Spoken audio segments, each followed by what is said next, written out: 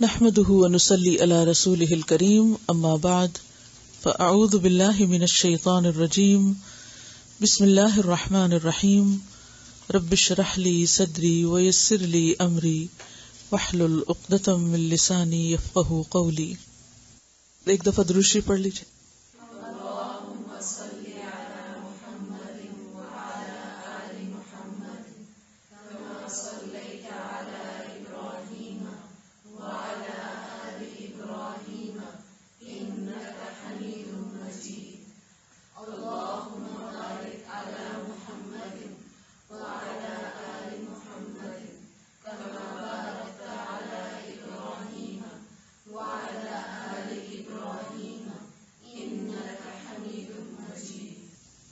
حسن اخلاق کی دعا پڑھیے.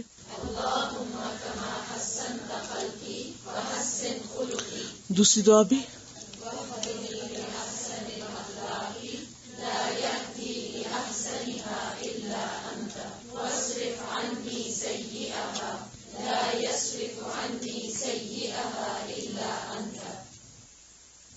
المسؤولیہ، ذمہ داری. قال اللہ تعالی یا داود انا جعلناک خلیفۃ فی الارض فاحکم بین الناس بالحق ولا تتبع الہوى فیضلک عن سبیل اللہ. اللہ تعالیٰ کا ارشاد ہے، اے داؤد ہم نے تجھے زمین میں خلیفہ بنایا ہے، لہذا تو لوگوں کے درمیان حق کے ساتھ حکومت کر اور خواہش نفس کی پیروی نہ کر کہ وہ تجھے اللہ کی راہ سے بھٹکا دے گی. سورۃ صاد کی آیت نمبر 26 میں اللہ سبحانہ تعالی نے ایک حاکم کے لیے، ایک ذمہ دار شخص کے لیے ایک واضح معیار مقرر کر دیا، اور وہ کیا ہے کہ جب تمہیں لوگوں پر ذمہ دار بنایا جائے تو تم لوگوں کے معاملات کو عدل و انصاف کے ساتھ طے کرنا، اور اس معاملے میں خواہش نفس کی پیروی نہ کرنا، کیونکہ اگر انسان حق کا ساتھ چھوڑ کر، عدل کا ساتھ چھوڑ کر اپنی مرضی کرنے لگتا ہے تو معاملات میں کبھی بھی درستگی نہیں آ سکتی، ہمیشہ بگاڑ کا شکار ہوتے ہیں. خواہشات کی پیروی عام انسانوں کو بھی نقصان دیتی ہے، کسی بھی شخص کے لیے نقصان دہ ہے، لیکن خاص طور پر ذمہ دار لوگوں کو، کیونکہ ان کے پاس اختیار اور اقتدار ہوتا ہے، قوت اور اتھارٹی ہوتی ہے. جب اختیار کے ساتھ، اتھارٹی کے ساتھ کہ انسان جو اس کے دل میں ہے وہ کرنا چاہے اور کر بھی سکے، تو ایسی صورت میں اگر وہ عدل و انصاف کو چھوڑ کر خواہشات نفس کی تکمیل کے لیے کچھ کرنا چاہے گا اور کر جائے گا تو اس کے نتیجے میں زمین پر ظلم پھیلے گا، صاحب حق اپنے حقوق سے محروم ہو جائیں گے. ایک اور جگہ پر اللہ تعالیٰ کا ارشاد ہے، قال اللہ تعالی تلک الدار الآخرۃ نجعلها للذین لا یریدون علوا فی الارض ولا فسادا والعاقبۃ للمتقین. اللہ تعالیٰ کا ارشاد ہے کہ وہ آخرت کا گھر تو ہم ان لوگوں کے لیے مخصوص کر دیں گے جو زمین میں اپنی بڑائی نہیں چاہتے اور نہ فساد کرنا چاہتے ہیں، اور انجام کی بھلائی متقین ہی کے لیے ہے. حضرت عمر بن عبدالعزیز کی جب وفات ہوئی تو اس سے پہلے ان کی زبان پر یہی الفاظ تھے کہ آخرت کا گھر تو انہی لوگوں کے لیے ہے جو زمین میں بڑا بن کے نہیں رہنا چاہتے، کیونکہ جب انسان خود کو بڑا سمجھتا ہے اور ہر معاملے میں اپنی بات منوانا چاہتا ہے اور صرف ذاتی طور پر ہی تکبر کا شکار نہیں ہوتا بلکہ اپنی اس بڑائی کا نشانہ دوسروں کو بھی بناتا ہے اور دوسروں کو اپنی ذاتی رائے، اپنی خواہش اور اپنی مرضی کے مطابق ڈھالنا چاہتا ہے، تو ایسی صورت میں دوسروں کی زندگی حرام ہو کر رہ جاتی ہے، اجیرن ہو کر رہ جاتی ہے. تو آخرت کا گھر جنت اللہ کے ان بندوں کے لیے ہے جو اس زمین پر اللہ کا بندہ بن کر رہیں، کیونکہ اللہ نے بندوں کو عبادت کے لیے پیدا کیا، بندہ بن کر رہنے کے لیے پیدا کیا. اور بندہ بننے کا مطلب کیا ہے کہ اپنے آپ کو اللہ کی مرضی کے تابع کیا جائے. اور اگر اللہ بندوں پر کوئی اختیار اور اقتدار دے تو ان کو بھی اپنا غلام نہ بنایا جائے بلکہ اللہ ہی کا بندہ بنایا جائے، اللہ ہی کی مرضی کے تابع کیا جائے۔ اور جب بھی کوئی چیز عدل سے ہٹتی ہے، راہ راست سے ہٹتی ہے، تو لازمی طور پر فساد کا شکار ہوتی ہے۔ ایسے لوگ جو اپنی باتیں منوانا چاہیں وہ دراصل زمین میں فساد کے مرتکب ہوتے ہیں، اور یہ امر تقوی کے خلاف ہے، کیونکہ انجام کی بھلائی متقین ہی کے لیے، والعاقبۃ للمتقین۔ اور جس شخص کے اندر تقوی ہو، خدا کا خوف ہو، پھر یہ ہو نہیں سکتا کہ وہ دوسروں پر ظلم و ستم کرے اور دوسروں کو اپنی خواہشات اور اپنی مرضی کا نشانہ بنائے۔ حدیث ہے، ان ابی بردۃ قال اخبرنی جدی ابو بردۃ ان ابیہ ابی موسیٰ الاشعری رضی اللہ عنہ قال قال النبی صلی اللہ علیہ وسلم الخازن الامین الذی یؤدی ما امر به طیب نفسہ احد المتصدقین، رواہ البخاری۔ ابو بردہ نے کہا کہ میرے دادا ابو بردہ نے اپنے والد سیدنا ابو موسیٰ اشعری رضی اللہ عنہما کے حوالے سے مجھے خبر دی ہے کہ نبی کریم صلی اللہ علیہ وسلم نے فرمایا کہ امانت دار خزانچی وہ ہے کہ جب اس کو کوئی حکم دیا جائے تو وہ اسے دل کی فراخی کے ساتھ پورا کرے، اور اگر وہ ایسا کرے تو وہ بھی 2 صدقہ کرنے والوں ہی میں سے ایک ہے۔ چونکہ بعض ذمہ داری کی ہو رہی تھی تو ذمہ داریوں میں انسان پر کچھ ذمہ داریاں تو اس کی اپنی ذات، اپنے گھر والوں، اپنے خاندان والوں اور اپنے عزیز و اقربا کی ہو سکتی ہیں، اور اس کے بعد پھر مخصوص ذمہ داریاں ہو سکتی ہیں جس میں حکومت کی ذمہ داری یا بیت المال کی ذمہ داری ہے۔ تو یہاں بیت المال کی ذمہ داری کے بارے میں بات کی جا رہی ہے کہ وہ شخص جس کے حوالے مسلمانوں کا مال ہو اور پھر وہ اس کو امانت کے ساتھ جمع کرے اور اچھے طریقے سے خرچ کرے تو اس کو اتنا ہی اجر ملتا ہے گویا کہ وہ اپنے مال میں سے کچھ اللہ کے راستے میں صدقہ کر رہا ہے۔ اس حدیث کو ہم دیکھتے ہیں کہ حضرت ابو موسیٰ اشعری نبی صلی اللہ علیہ وسلم سے روایت کرتے ہیں۔ ابو موسیٰ اشعری کے بارے میں آپ کچھ جانتے ہیں؟ کوئی ایک بات، ان کی خاص خوبی یا کوئی چیز جو معلوم ہو؟ قرآن مجید بہت خوبصورتی کے ساتھ پڑھا کرتے تھے۔ ابو موسیٰ اشعری رضی اللہ عنہ، ان کا نام عبداللہ تھا اور والد کا نام قیس تھا، لیکن اپنی کنیت ابو موسیٰ کے نام سے مشہور تھے۔ اور اشعری اشعر قبیلے کی طرف نسبت ہے، اور اشعر قبیلہ یمن سے تعلق رکھتا تھا، اور یہ اپنے قبیلے کے سردار تھے۔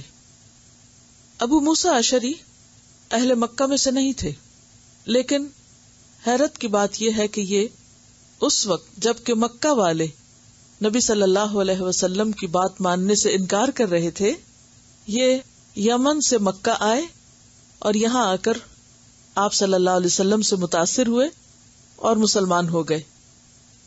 اور نہ صرف یہ کہ خود مسلمان ہوئے بلکہ واپس جا کر اپنی قوم کو بھی مسلمان کیا، کیونکہ اپنے قبیلے میں بہت اثر رکھنے والے مؤثر شخصیت تھے اور لوگ ان کی بات مانتے تھے۔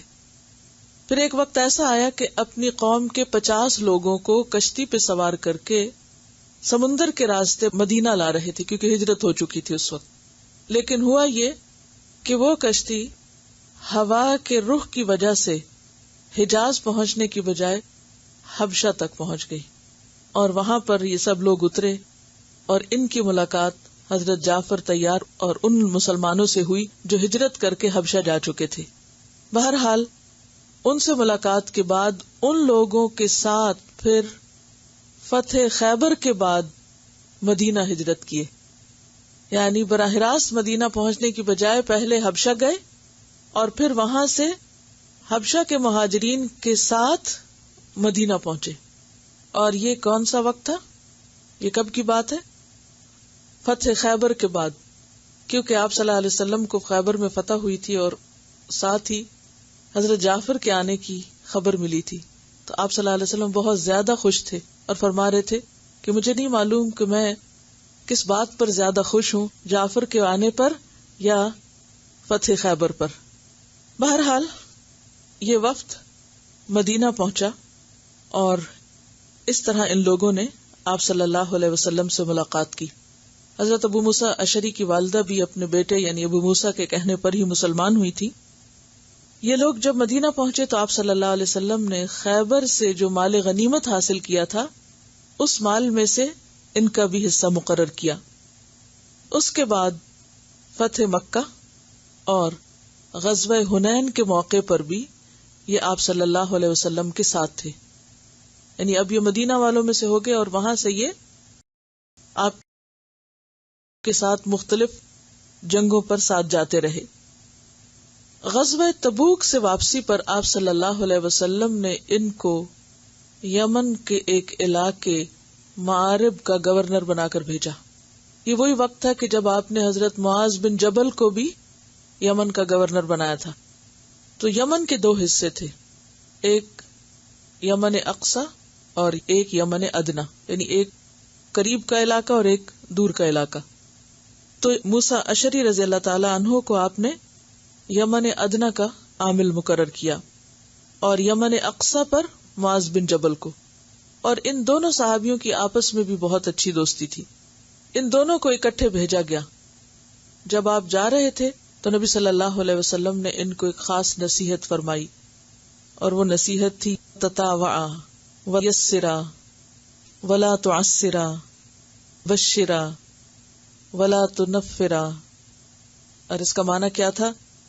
تتاوعا، باہم میل جول سے رہنا، یعنی باہم مقابلے بازی نہ شروع ہو جائے، ایک دوسرے کی مخالفت نہ شروع ہو جائے، بلکہ آپس میں بھی موافقت ہو. وَيَسِّرَا، تم دونوں لوگوں کے لیے آسانی پیدا کرنا، مشکلیں نہ پیدا کرنا. وَلَا تُعَسِّرَا، بَشِّرَا، اور انہیں خوش کرنا، خوشخبری دینا. وَلَا تُنَفِّرَا، اور انہیں نفرت نہ دلانا، انہیں بھگانا نہیں دین سے. چونکہ یہ دونوں بہت ہی معزز اور بلند پایا صحابی تھے اور انہیں ان علاقوں کا جب گورنر مقرر کیا تو یہ اپنے اپنے علاقے کا انتظام بھی کر رہے تھے، لیکن اکثر اوقات ایک دوسرے سے ملاقات بھی کرتے تھے.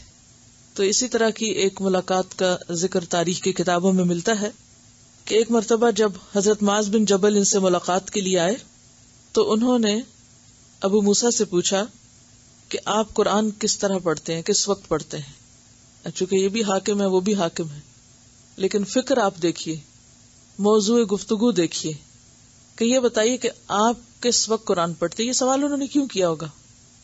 کیونکہ انسان کی ایسی بڑی بڑی ذمہ داریوں کے ساتھ بسا اوقات جو ذاتی عبادت ہے وہ متاثر ہونے کا ڈر ہوتا ہے. تو ان سے پوچھتے ہیں کہ کس وقت آپ پڑھتے ہیں. تو وہ کہنے لگے کہ رات دن میں جب موقع ملتا ہے تھوڑا تھوڑا کر کے پڑھتا رہتا ہوں. پھر ابو موسیٰ نے پوچھا کہ آپ کس وقت پڑھتے ہیں اور آپ کس طرح تلاوت کرتے ہیں. تو حضرت معاذ بن جبل نے کہا کہ رات کو ایک نیند سو کر اٹھ بیٹھتا ہوں اور اس وقت خدا کو جس قدر منظور ہوتا ہے پڑھ لیتا ہوں. یعنی میں رات کو تلاوت کرتا ہوں، یعنی اپنی نیند قربان کر کے. کیونکہ بعض اوقات ہم دنیا کے کاموں میں اتنے مصروف ہوتے ہیں کہ پھر اس کے بعد ہم سوچتے ہیں کہ خدمت خلق بھی تو بہت بڑی نیکی ہے، تو اب مزید قرآن پڑھنے کی کیا ضرورت ہے. یہ تو ذاتی عبادت ہے، اس سے اچھا ہے کہ ہم دوسروں کی خدمت میں لگے رہیں. لیکن یہاں آپ دیکھیے کہ لوگوں کی خدمت اپنی جگہ، مگر اللہ سے تعلق اور عبادت اپنی جگہ. یاد رکھیے کہ لوگوں کی خدمت میں بھی خلوص اسی وقت آتا ہے، ان کے ساتھ تکلیف برداشت کرنے کی صلاحیت بھی اسی وقت پیدا ہوتی ہے جب انسان کا اللہ کے ساتھ مضبوط تعلق ہوتا ہے. کیونکہ اگر آپ کا قرآن سے تعلق باقی نہ رہے تو دنیا کے کام اور لوگوں کی خدمت اور نیکی کے باقی کام بھی بے روح ہونے لگتے ہیں. وہ بھی ایک مکینیکل قسم کی ایکٹیویٹی بن جاتے ہیں اور بسا اوقات پھر انسان بہت سی ذمہ داریوں سے گھبرا کر احسان بھی جتانے لگتا ہے اور اس کام کی خوبصورتی بھی ختم ہو جاتی. صحابہ کرام جہاں بھی رہے، جو بھی کارنامے کرتے رہے، لیکن کبھی بھی اپنی ذاتی عبادت اور قرآن سے غافل نہیں ہوئے، اور یہی ان کے لیے ایک سورس آف انرجی تھا. بہرحال یمن میں تھے. نبی صلی اللہ علیہ وسلم حجۃ الوداع کے لیے مکہ تشریف لے گئے اور حضرت ابو موسیٰ اشعری اپنے وفد کے ساتھ یمن سے آئے. جب آپ سے ملاقات ہوئی تو آپ نے پوچھا کہ ابو موسیٰ کیا حج کی نیت کی ہے؟ کہا جی ہاں. پوچھا کون سے حج کی؟ کہا میں نے یہ نیت کی تھی کہ جو اللہ کے رسول کی نیت ہے وہی میری نیت ہے، یعنی جو حج آپ کریں گے وہی میں کروں گا. تو آپ نے فرمایا کہ کیا تم قربانی ساتھ لائے ہو؟ تو انہوں نے کہا کہ نہیں. فرمایا پھر طواف اور سعی کر کے احرام کھول دو، اس لیے کہ حج قران کی صورت میں قربانی ساتھ لانا ضروری ہے، کیونکہ آپ نے حج قران کی نیت کی تھی. تو اس طرح ابو موسیٰ اشعری نے پھر حج تمتع کیا. حضرت عمر رضی اللہ تعالی عنہ کے دور میں، یعنی اب آپ کی وفات کے بعد حضرت عمر کا دور ہے، ہر طرف فتوحات ہو رہی ہیں، مختلف علاقوں میں اسلامی لشکر جا رہے ہیں. تو انہوں نے یمن کی گورنری سے استعفیٰ دیا اور اس فوج میں شریک ہوئے جو سعد بن ابی وقاص کے زیر نگرانی عراق اور ایران کی طرف جا رہی تھی.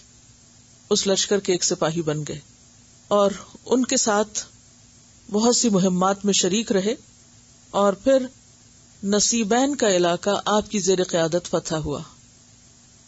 اب آپ دیکھیے کہ ہمارے ہاں تو اگر کسی کو ایک دفعہ کوئی امارت، کوئی سرداری، کوئی کرسی مل جائے تو پھر اس کے بعد اللہ ہی ہے جو اس کو وہاں سے ہٹائے. لیکن یہاں آپ دیکھیے کہ دین کی خدمت کا جذبہ کیسا ہے کہ ایک علاقے کے گورنر ہیں اور وہ کام چھوڑ کر وہ چل پڑتے ہیں. کس لیے؟ جہاد فی سبیل اللہ کے لیے. بہرحال انہی کی قیادت میں خوزستان اور نہاوند فتح ہوا، اور نہاوند کی فتح کو فتح الفتوح کہا جاتا ہے.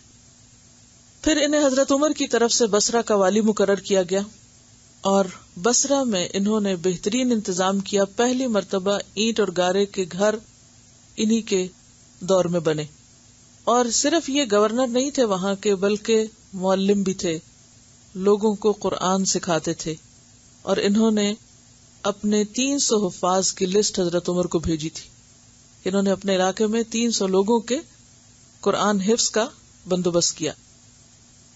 22 ہجری میں اصفہان بھی فتح کیا. بصرہ میں پانی کی تکلیف تھی، دجلہ سے 6 میل لمبی ایک نہر کھدوائی اور اہل شہر کو پانی مہیا کیا. یہ ان 6 صحابہ میں سے ہیں جنہیں آپ صلی اللہ علیہ وسلم کی موجودگی میں لوگوں کے سوالات اور فقہی مسائل کے جواب دینے کے لیے اجازت تھی، یعنی ایک فقیہ صحابی بھی تھے. اور یہ ہر حال میں، خواہ وہ گورنر رہے، خواہ یہ فوجی رہے، خواہ یہ کسی علاقے کے عامل رہے، ہر حال میں تعلیم اور تعلم کا کام کرتے رہے. یعنی دنیا کے کسی بھی کام کے ساتھ درس و تدریس کا کام نہیں چھوڑا انہوں نے. حتیٰ کہ یہ فوج میں بھی لشکر کے بیچ میں لوگوں کو اکٹھا کر کے آپ صلی اللہ علیہ وسلم کی احادیث روایت کیا کرتے تھے. ایک مرتبہ خطبے میں لوگوں سے خطاب کر کے کہا کہ جس شخص کو اللہ علم دے اس کو چاہیے کہ اپنے دوسرے بھائیوں کو بھی اس کی تعلیم دے. اور یہ اس کو اپنے اوپر فرض سمجھتے تھے کہ جس کے پاس بھی علم ہو اسے چاہیے کہ وہ آگے دے لوگوں کو.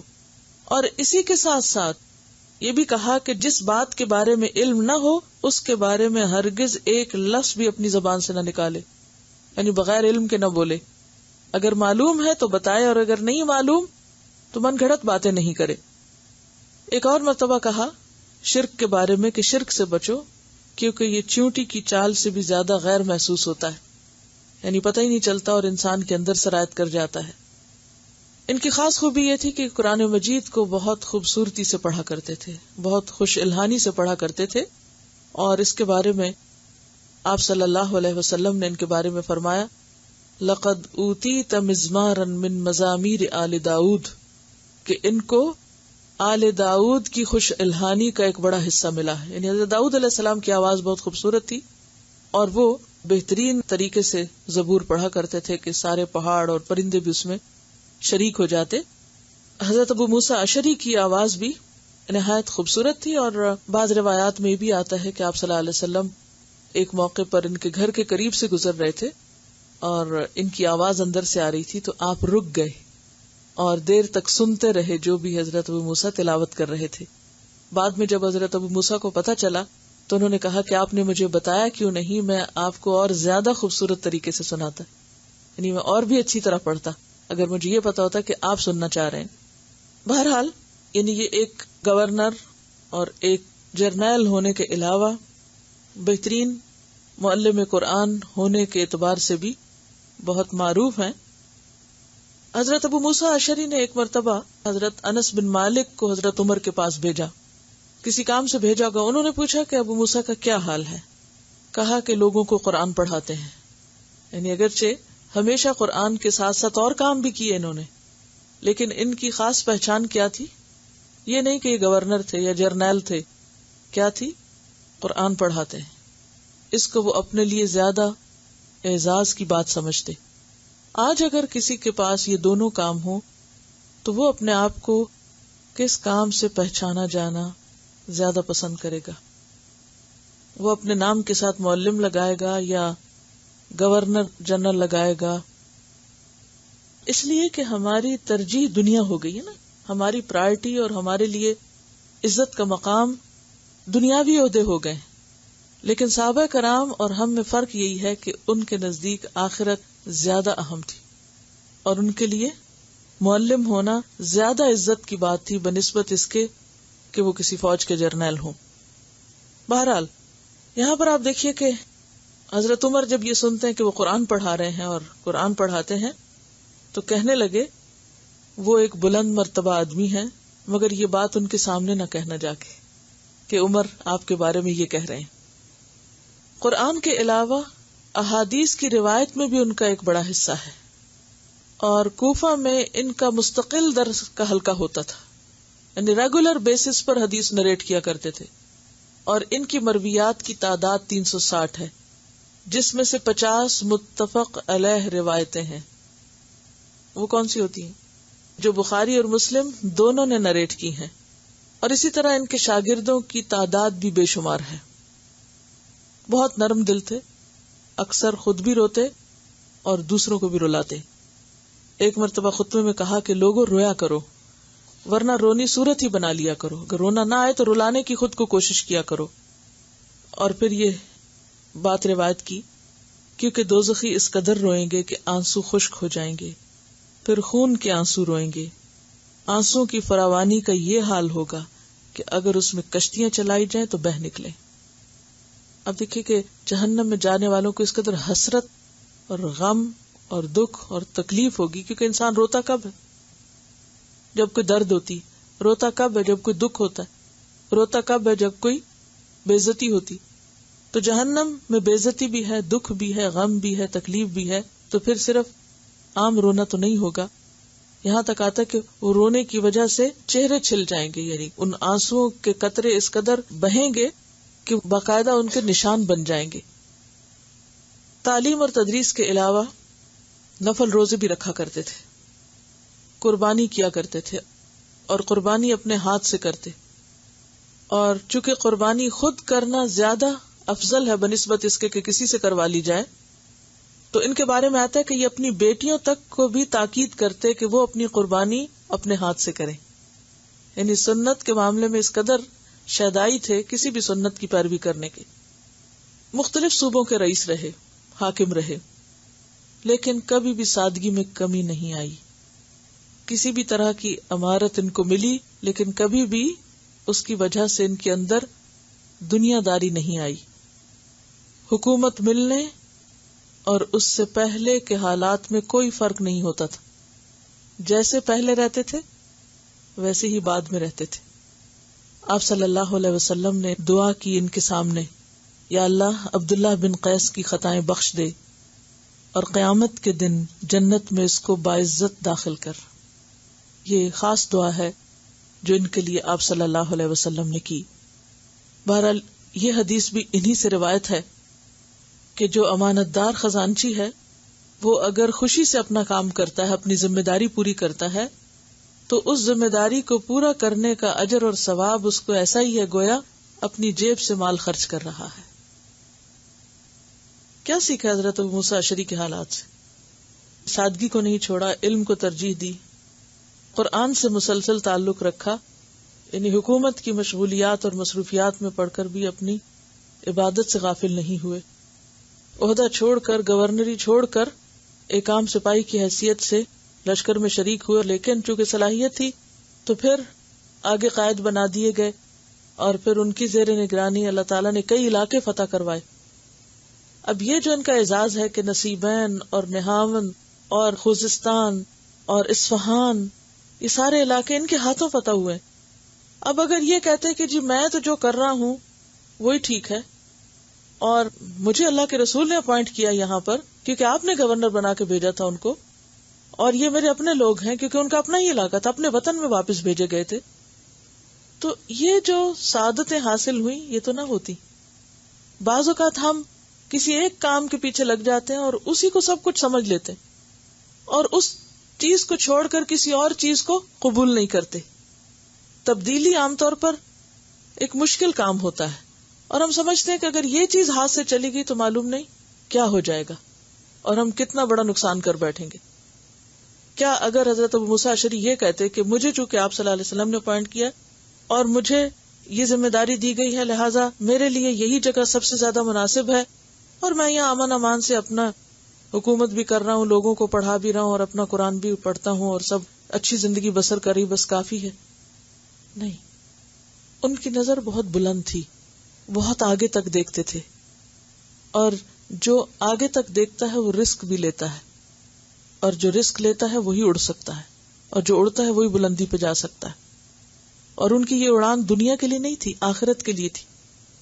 جب وہ یہ دیکھ رہے تھے کہ باقی سب لوگ فی سبیل اللہ جا رہے ہیں، میں کیوں پیچھے ہوں اس سعادت سے، تو وہ آگے بڑھے. اور پھر آپ دیکھیے کہ اگر یمن کی گورنر ہی گئی تو اللہ نے ایک اور علاقے کا گورنر بنا دیا، اور پھر یہ کے بعد دیگرے بہت سے مرحلے ان کی زندگی میں آئے. بہت بڑے فقیہ بھی تھے، لوگ ان سے دین کے بارے میں مسئلے مسائل بھی پوچھا کرتے تھے، سنت پر عمل کرنے کے بہت شوقین تھے، اور نہ صرف یہ کہ خود کرتے بلکہ اہل و عیال کو بھی کرنے کی تلقین کرتے. اچھی قرات اور اچھی آواز بہرحال دل کے اوپر جس طرح اثر کرتی ہے وہ اللہ کی خاص نعمت ہے جن کو اللہ تعالیٰ عطا کرے. تب موسیٰ اشعری انہی میں سے تھے. اب دیکھیے کہ 300 لوگوں کو حفظ کرانا کوئی معمولی بات ہے، اور یہ تو صرف ایک موقع پر انہوں نے ایک لسٹ بھیجی ہے نا، معلوم نہیں اس کے علاوہ کیا کچھ کیا ہوگا. اور ہم تو ایک گھر کی ذمہ داری کے ساتھ دوسرا کام کرنے سے عاجز ہوتے ہیں، کہاں یہ کہ وہ ایک صوبے کی، اور صوبے بھی وہ جو نئے نئے مسلمانوں کے زیر حکومت آئے تھے اور ان کے مسائل بھی طرح طرح کے تھے، لیکن انہوں نے اپنی یہ ذمہ داری پوری کی کہ جو لوگ نئے مسلمان ہو رہے ہیں اور جن علاقوں پر مسلمانوں کی حکومت ہو رہی ہے ان سب کو دین سکھایا جائے، ان کو قرآن سکھایا جائے.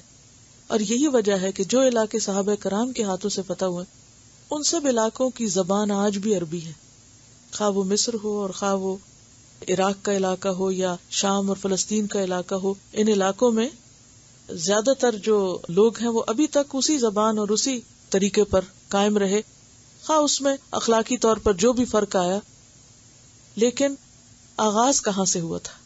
انہی لوگوں کے ہاتھوں سے ہوا تھا. یعنی آپ کہیں پر بھی ہوں، کچھ بھی کر رہے ہوں، لیکن قرآن سے ایک خاص تعلق جو ہے وہ بہت ضروری. میں دیکھتی ہوں کہ صحابہ کرام میں سے کسی ایک کو بھی پڑھنا شروع کریں تو اب حیرت میں گم ہو جاتے. ایک ایک شخص ان میں سے چنا ہوا ہے. چنا کیسے جاتا ہے کوئی امتحان کے بعد؟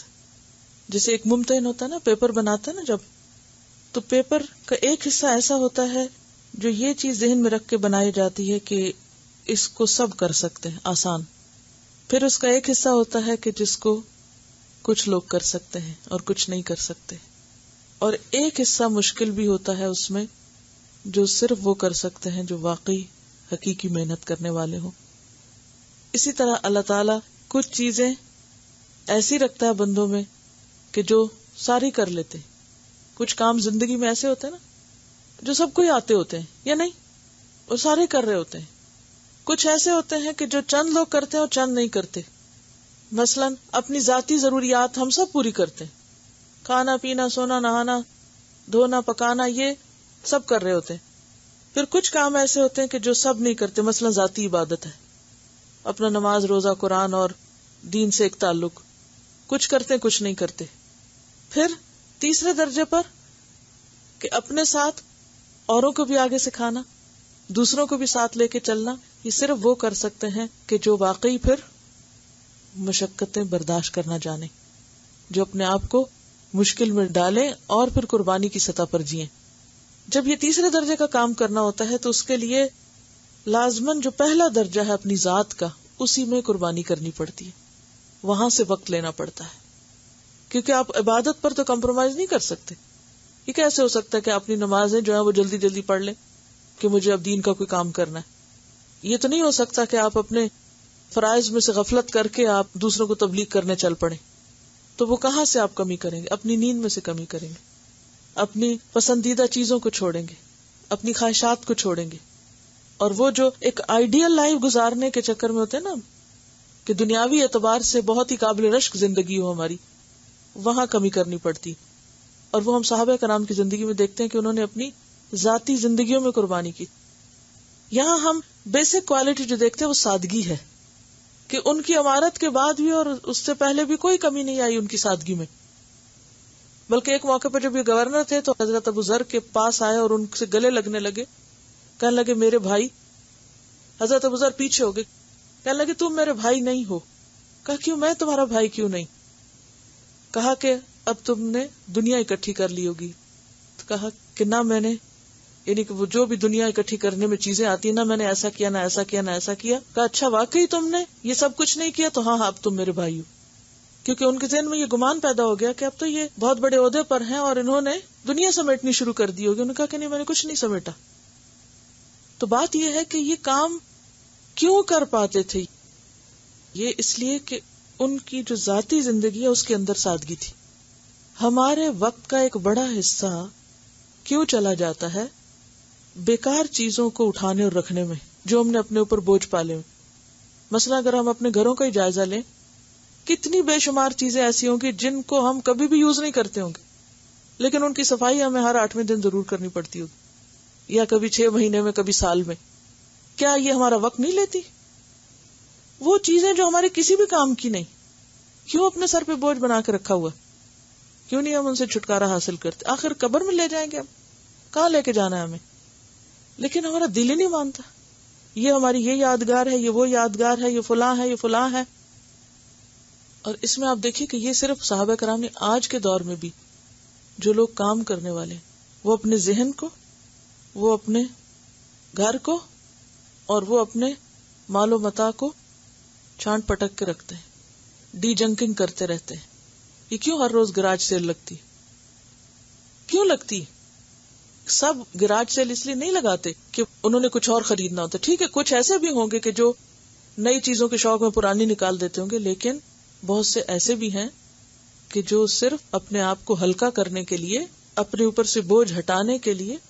اور یہ صرف یہ نہیں کہ گھر کی چیزیں، آپ سب جیسے آپ پڑھ رہے ہیں نا، فضول فالتو قسم کے کاغذ، اچھا یہ کبھی پھر پڑھ لیں گے اور یہ پھر کبھی کر لیں گے. تو بہت سی چیزیں ردی کاغذ ہی ہم اکٹھے کرتے چلے جاتے ہیں. مجھے یاد ہے کہ جب میں نے پی ایچ ڈی کی تھی، بلا مبالغہ یہاں سے لے کر یہاں تک فائلز ہوں گے جو میں نے اپنے ہاتھوں سے چلائے. کیونکہ پہلے تو میں لکھ لکھ کے رکھتی گئی کہ شاید کسی وقت ضرورت پڑے گی.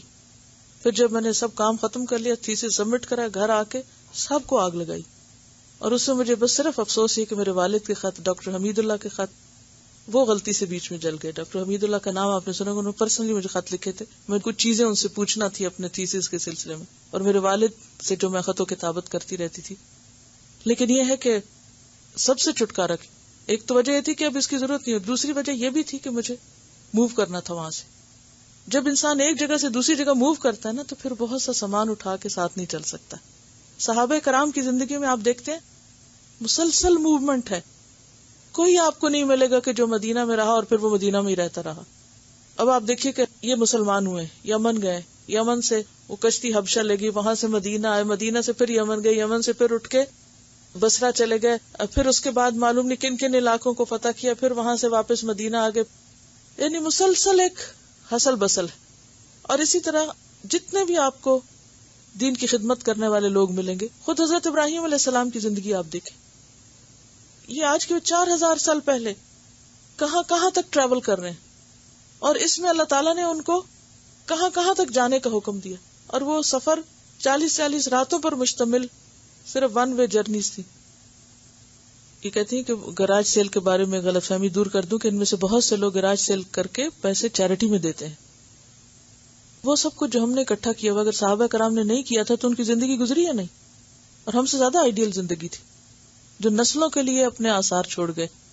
وترکنا علیہ فی الآخرین۔ اگلی حدیث ہے عن ابن عمر رضی اللہ عنہما عن النبی صلی اللہ علیہ وسلم قال کلکم راع وکلکم مسئول عن رعیتہ والامیر راع والرجل راع علی اہل بیتہ والمرأة راعیۃ علی بیت زوجہا وولدہ فکلکم راع وکلکم مسئول عن رعیتہ رواہ البخاری۔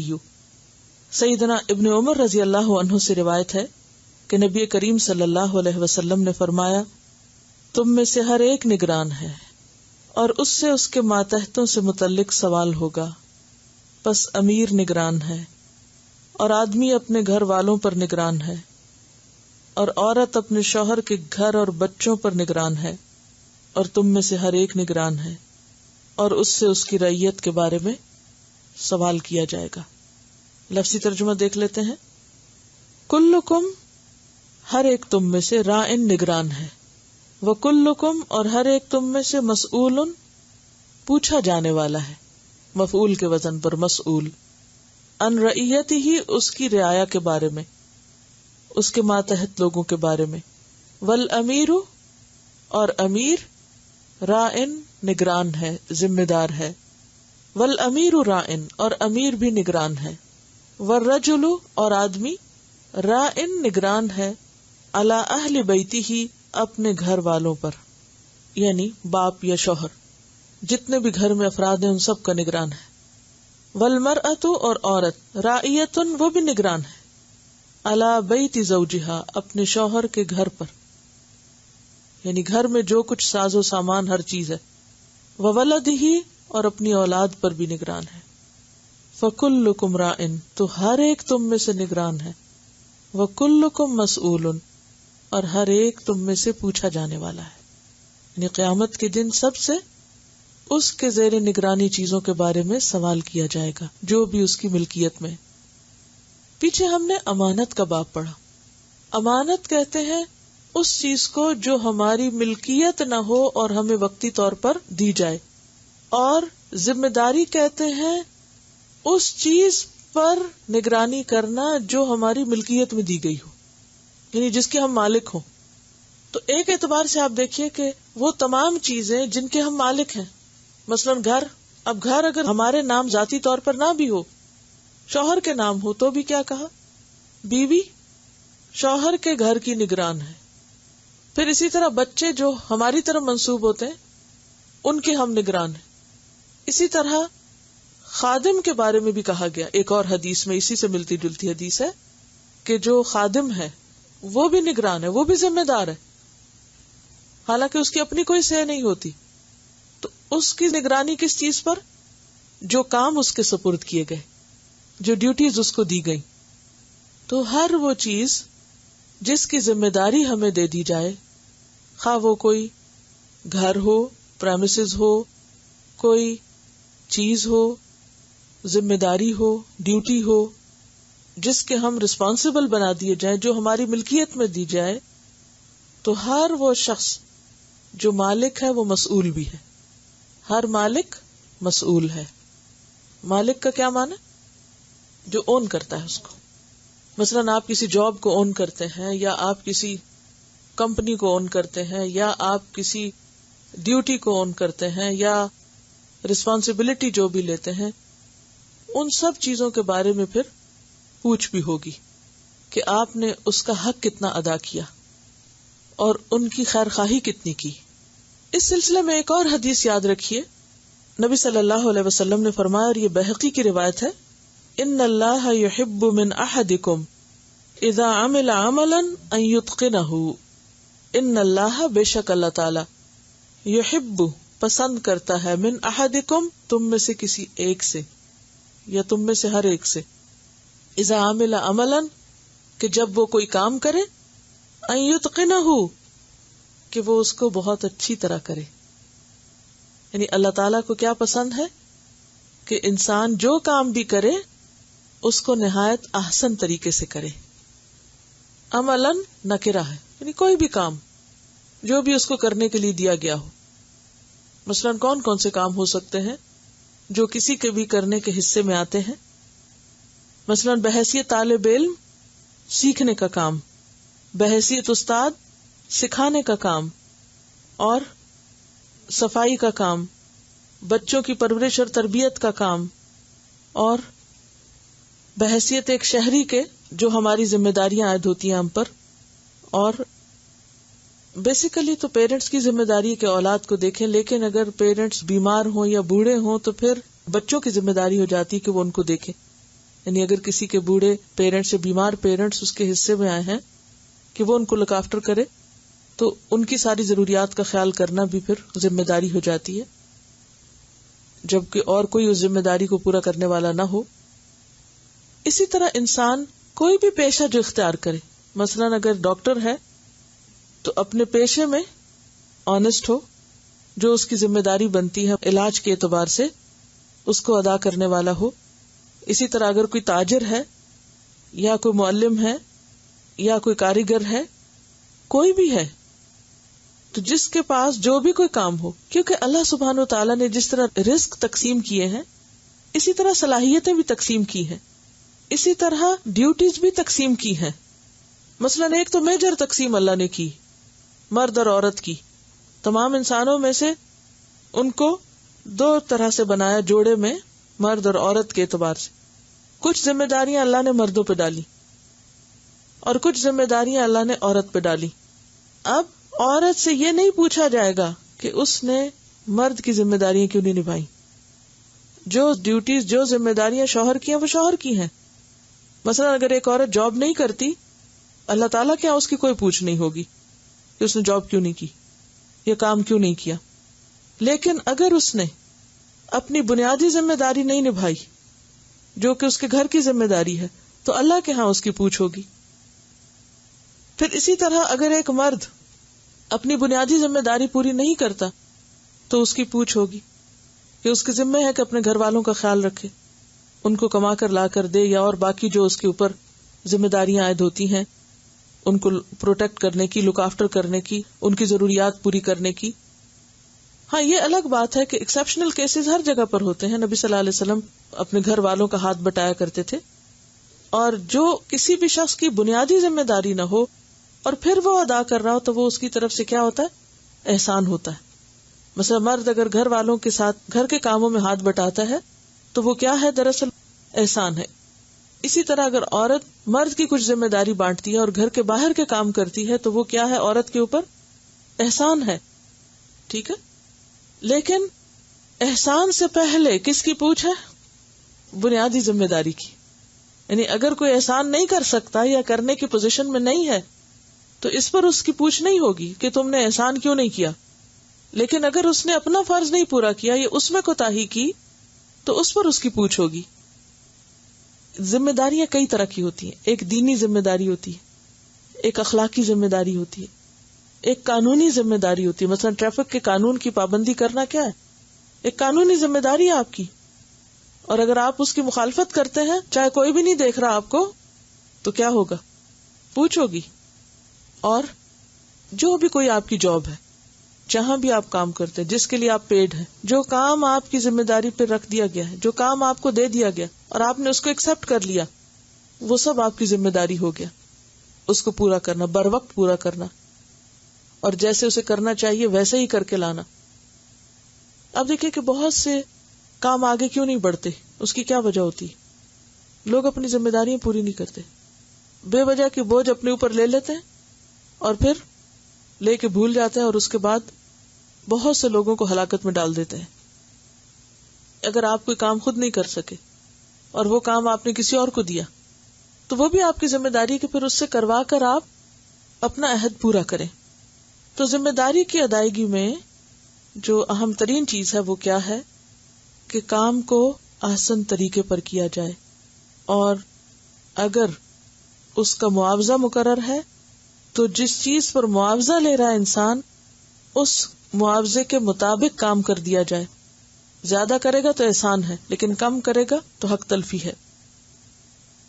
پھر اسی طرح اگر کوئی شخص کسی حکومت میں عہدہ دیا گیا ہے اور پھر وہ کام پورا نہیں کرتا تو اس کے بارے میں بھی حدیث متفق علیہ ما من وال یلی رعیتا من المسلمین وهو غاش لهم الا حرم اللہ علیہ الجنہ متفق علیہ. جو شخص مسلمانوں کے اجتماعی معاملات کا ذمہ دار ہو. اجتماعی معاملات کیا ہوتے ہیں؟ یعنی حکومت کا یا کسی ادارے کی سربراہی کا یا کسی بھی جگہ پر وہ کچھ لوگوں کے اوپر امیر بنا دیا گیا ہو اور وہ ان کے ساتھ خیانت کرے، دھوکہ کرے. غش کس کو کہتے ہیں؟ دھوکہ دہی کو. تو اللہ اس پر جنت حرام کر دے گا. یعنی ٹال مٹول سے کام لے اور ان کی چیزوں کا خیال نہ کرے. مثال کے طور پر آپ دیکھیے کہ جیسے کوئی ادارہ ہے، ادارے کا ایک سربراہ ہے، اس کی کچھ ڈیوٹیز ہیں. اب اگر وہ ٹائٹل تو ایک لے لے لیکن اپنی ڈیوٹیز کو بھولے رکھے، اس کی طرف اس کا دھیان ہی نہ ہو، یا یہ کہ یہ کہا گیا کہ غاش یعنی خیانت کرے مگر ٹھیک سے نہ کرے، پوری نہ کرے. اور یہ ضروری نہیں کہ صرف کوئی ادارہ ہو، کوئی بھی جگہ ہو، خواہ وہ کوئی چھوٹی سی جگہ ہو یا کوئی بڑی جگہ ہو. بعض اوقات ایسا ہوتا ہے نا کہ جیسے ایک کلاس کے گروپس بنا دیے جاتے، تو اب گروپ میں آپ کے تحت ہو سکتا ہے 10 لوگ ہوں، 15 لوگ ہوں. اب یہ 15 لوگ کیا کر رہے ہیں؟ پڑھ رہے ہیں یا نہیں پڑھ رہے؟ سیکھ رہے ہیں یا نہیں سیکھ رہے؟ کام کر رہے ہیں یا نہیں کر رہے؟ اور پھر یہ کہ جو ان کو سکھانا ہے اس کی پوری طرح پریپریشن کی جائے اور جو بات پوچھی جائے اس کا صحیح جواب دیا جائے، صرف ٹال مٹول نہ کی جائے. تو یہ ساری چیزیں ذمہ داری کی ادائیگی میں آتی ہیں. اور صرف یہ نہیں کہ کلاس کے اندر، کہیں پر بھی، مثلا آپ کہیں پکنک پہ جا رہے ہیں اور آپ کے اوپر فوڈ کی ذمہ داری اور آپ اس وقت جا کے کہیں سو جائیں، تو وہ جتنے لوگ بھوک کاٹیں گے یا پریشانی کریں گے وہ سب اخلاقی طور پر بھی آپ ذمہ دار ہیں، یا تو آپ ذمہ داری لیتے ہی نہیں. اور اگر آپ نے لی تو خواہ وہ دنیا کے کام کی ہو یا وہ دین کے کام کی ہو، خواہ وہ تعلیم کی ہو یا طب کی ہو، کچھ بھی ہو، اس کو پورا کرنا فریضہ ہے. کوئی بھی کمٹمنٹ کسی کے ساتھ اگر انسان کرتا ہے، مثلا کوئی آپ کو کہتا ہے کہ آپ یہ کام کر دیں، یہ لکھ لائیں، آپ کہتے ٹھیک ہے میں لکھ لاؤں گی. کب لکھ لیں؟ کل لے آؤں گی. اور کل یاد ہی نہیں اور رکھ کے چھوڑ دیا، کہیں بھول گئے. تو اس میں یہ ہے کہ اگر کوئی ذمہ داری کوئی بھی کر رہا ہے تو وہ ایک فریضہ پوری کر رہا ہے. مثلا اگر کوئی چیز کسی کی بھی ذمہ داری ہے، اگر کوئی گروپ ہے یا کہیں بھی کوئی فوڈ کیا یا کسی بھی چیز کی ہے، اب یہ ذمہ داری کیا ہے؟ اگر تو وہ فریضے کے درجے میں ہے تو فرض ادا کرنا تو کسی احسان میں آتا ہی نہیں. اور اگر وہ احسان کے درجے میں ہے کہ اس کا فریضہ نہیں، وہ اس پر پیڈ نہیں، وہ اللہ سے اجر کی توقع رکھتا ہے، تو یہ صدقے کے طور پر آتا ہے نا. یعنی کوئی بھی کسی کی مدد یا خدمت جس کا کوئی معاوضہ آپ بندوں سے نہیں لیتے، وہ ایک طرح سے کیا ہے آپ کے لیے؟ صدقہ ہے. تو قرآن پاک میں کیا آتا ہے؟ لا تبطلوا صدقاتکم بالمن والاذی، اپنے صدقے ضائع نہ کرو احسان جتا کر یا کسی کو دکھ دے کر. تو بات ہو رہی تھی اجتماعی معاملات میں خیانت. خیانت کا کیا مطلب ہے؟ کمی کرنا. اس میں ہم دیکھتے ہیں کہ جو ہمارے امت کے ایسے لوگ ہیں کہ جو ہم سب کے لیے ایک نمونہ ہے، ان کا طرز عمل اور ان کا طریقہ کیا تھا. مثلا حضرت عمر بن عبدالعزیز کے بارے میں آتا ہے کہ جب انہیں خلیفہ بنایا گیا تو پہلی خلافت کی رات جب وہ سونے کے لیے آئے تو ان کی نیند غائب ہو گئی، سو نہ سکے. تو ان کی بیوی فاطمہ نے کہا کہ یا امیر المؤمنین لا تنام، اے امیر المؤمنین تم سو گے نہیں؟ قال کیف انام، کہا کیسے سوؤں؟ وقد ولانی اللہ امر امت محمد صلی اللہ علیہ وسلم، اللہ نے میرے ذمے امت محمد کا کام سپرد کر دیا ہے. امر الضعیفی، کمزور کا معاملہ، امر المسکینی، مسکین کا معاملہ، امر الشیخ المسکین، بوڑھے مساکین کا معاملہ، والحرم والعجوزی، بوڑھوں اور بوڑھیوں کا معاملہ، والفقیری، فقیروں کا معاملہ. فبکت معہ، تو بیوی بھی ساتھ رونے لگی. یعنی اتنا شدید احساس ذمہ داری تھا ان کو کہ یہ جو لوگوں کے حالات اور لوگوں کی ضروریات کا مجھ پہ ذمہ ڈال دیا گیا ہے، اور اگر اس میں کوئی کوتاہی ہو گئی تو کیا بنے گا. اور اس میں ہم دیکھتے ہیں کہ ایک دن حضرت علی رضی اللہ تعالیٰ عنہ نے حضرت عمر کو دیکھا کہ چلچلاتی دھوپ میں مدینہ سے بھاگے جا رہے ہیں. یعنی اتنی سخت دھوپ، اگر آپ مدینہ میں کبھی گرمیوں میں گئے ہوں تو آپ کو یاد ہوگا کہ کتنی شدید دھوپ ہوتی ہے نا، کہ کھڑے ہونا مشکل ہوتا ہے. تو بھاگتے جا رہے ہیں. حضرت علی نے پوچھا امیر المومنین آپ اس دھوپ میں کہاں جا رہے ہیں؟ فرمایا بیت المال کا ایک اونٹ کھو گیا ہے، اس کو ڈھونڈنے جا رہا ہوں. بیت المال کا ایک اونٹ کھو گیا، اس کو ڈھونڈنے جا رہا ہوں. یہ سن کے حضرت علی نے فرمایا آپ نے اپنے بعد آنے والوں کو تھکا دیا. یعنی آپ ایسی مثالیں قائم کر رہے ہیں کہ جو لوگ آپ کے بعد آئیں گے ان کو انہی طریقوں پر عمل کرنا ہوگا. آپ خود تو تھک رہے ہیں، اوروں کو بھی آپ نے تھکا دیا، کیونکہ اگر آپ خود اتنا کام کرتے ہیں تو دوسروں سے بھی پھر اسی طرح کی ڈیمانڈ کریں گے. خیانت کی بھی بات ہو رہی تھی کہ اس معاملے میں کتنے محتاط تھے. ایک مرتبہ بحرین سے مال غنیمت میں مشک اور عنبر آئے، خوشبو آئی. اس کو مسلمانوں میں تقسیم کرنے کے لیے ایسے آدمی کی تلاش تھی جو یہ کام اچھی طرح کر سکتا ہو، یعنی خوشبو کو مختلف باٹلز میں ڈالنا یا کنٹینرز میں، کہ جو صحیح طور پر اس کو کر سکے. حضرت عمر کی بیوی عاتکہ نے کہا کہ میں یہ کام کر سکتی ہوں. حضرت عمر نے فرمایا نہیں، میں تم سے یہ کام نہیں لوں گا، کیونکہ مجھے ڈر ہے تمہاری انگلیوں میں سے جو کچھ لگ جائے گا اسے تم اپنے جسم پہ لگا لو گی. اس طرح دوسرے مسلمانوں کے حصے سے زیادہ خوشبو میرے حصے میں آ جائے گی، اور یہ میں نہیں چاہتا کہ تم یہ کام نہ کرو، کیونکہ تمہاری انگلیوں کو خوشبو لگ جائے گی، اور تمہاری انگلیوں کو لگی ہوئی ظاہر بوٹل میں واپس تو نہیں جا سکتی. اسی طرح حضرت حذیفہ بن یمان کو آپ صلی اللہ علیہ وسلم نے منافقین کے نام بتائے تھے جو انہوں نے کسی کو نہیں بتائے. کیوں؟ کیونکہ یہ بھی ایک ذمہ داری تھی نا ان پر، امانت تھی. تو اس کا بتانا کیا تھا؟ ایک نام بتانا، تھوڑی سی معلومات لیک آؤٹ کرنا. لیکن آج آپ دیکھیں کہ مجالس امانت ہوتی، مجلسوں میں باتیں ہوتی ہیں، وہ اٹھنے کے بعد ہم ہر ایک سے ڈسکس کرنے لگتے ہیں، خواہ ان کا کوئی کنسرن ہوتا یا نہیں ہوتا، خواہ وہ اس معاملے سے براہ راست متعلق ہوتے ہیں یا نہیں ہوتے. یہ بھی فتح خیبر کی بات ہو رہی تھی. تو فتح خیبر کے موقع پر آپ صلی اللہ علیہ وسلم جب محاصرہ کر رہے تھے تو ایک چرواہا بالکل کالا بجنگ یہود کی بکریاں لے کر چرا رہا تھا. تو اس کو پتا چلا کہ آپ اللہ کے رسول ہیں، اور وہ آپ کے قریب آیا اور اس نے کہا کہ میں مسلمان ہوتا ہوں.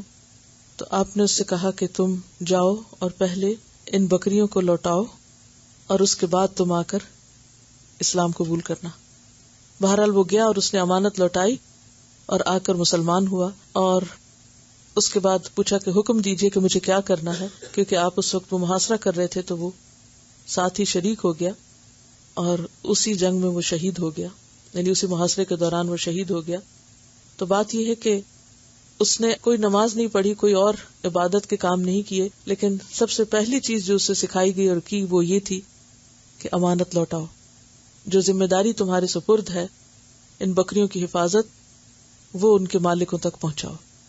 تو خواہ وہ بکریاں دشمن کی کیوں نہ ہو، اگر وہ مال غنیمت میں ہاتھ آتی ہیں تو اور بات ہے، لیکن جب تک وہ موقع نہیں آتا تو اس سے پہلے ہاتھ آیا مال واپس لوٹایا گیا کہ اس پر ہمارا حق نہیں ہے، اور اسی کا نام تقویٰ ہے. اس ہفتے کا ہوم ورک یہ ہے کہ ہم سب جائزہ لیں کہ ہماری دینی اور اخلاقی ذمہ داریاں کون سی ہیں، پھر ذاتی، خاندانی اور معاشرتی ذمہ داریاں کون کون سی ہیں، اور ہمیں ان کو کس طرح ادا کرنا ہے.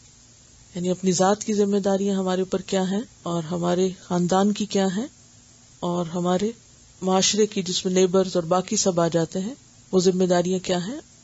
اور اس کے علاوہ ہمارے اوپر کسی بھی کام کے اعتبار سے کوئی بھی ہماری جو حیثیت ہے اس کے اعتبار سے ہماری ذمہ داری کیا ہے، کیونکہ ہر شخص پر اپنی ذات اور اپنے خاندان کے علاوہ دیگر ذمہ داریاں بھی ہوتی ہیں. اور پھر یہ کہ ان ذمہ داریوں کو ہم کس حد تک سمجھتے ہیں اور ان کی ادائیگی کے لیے کتنے کوشاں رہتے ہیں، کیونکہ اللہ تعالیٰ کوشش دیکھتا ہے. باقی کمی بیشی تو ہر انسان سے ہو جاتی ہے، لیکن ہر شخص یہ ضرور دیکھے کہ وہ کتنی کوشش کر رہا ہے کسی بھی کام کو کرنے میں. ٹھیک. سبحانک اللہم و بحمدک نشہد ان لا الہ الا انت نستغفرک و نتوب الیک. السلام علیکم و رحمۃ اللہ وبرکاتہ.